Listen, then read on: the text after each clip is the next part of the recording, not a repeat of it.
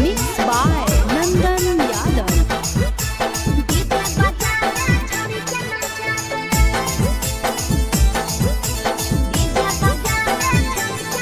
आगे कथी के बिजनेस करो पहुनवा हमरा बतावेंगे।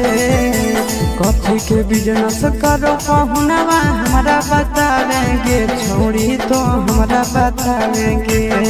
हेरे हमर बलनुआ डीजे बजावे छड़ी के नचावे। हमर बलनुआ डीजे बजावे। आगे कथी के बिजनेस करो बलमुआ हमरा बतावेंगे। छोड़ी तो हमरा बतावेंगे। हेरे हमर बलनुआ डीजे बजावे छड़ी के नचावे।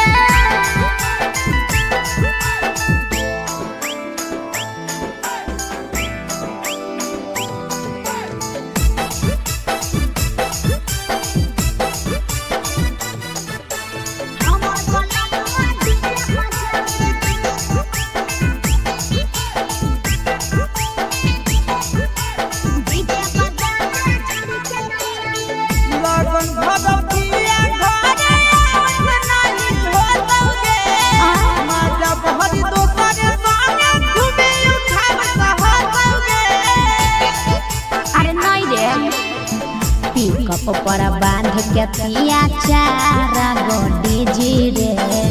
भर लगन रहो है छाड़ा बड़ी बीजी रे। बुझली यही से बलमुआ नहीं तोर घरे देखावेगे।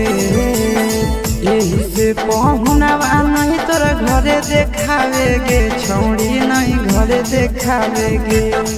अरे हमर बलमुआ डीजे बजावे छौड़ी के नचावे।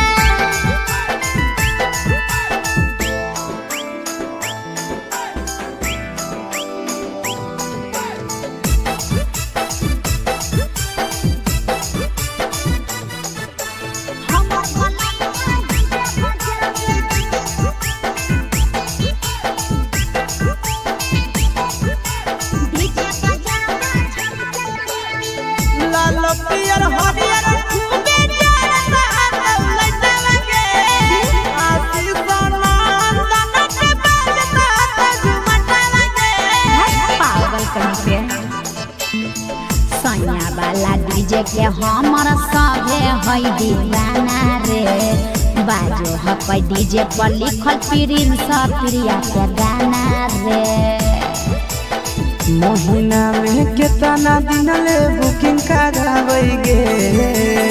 महीना में कितना दिन ले बुकिंग चलावेगे। छोड़ी आगे बुकिंग करावेगे। हेरे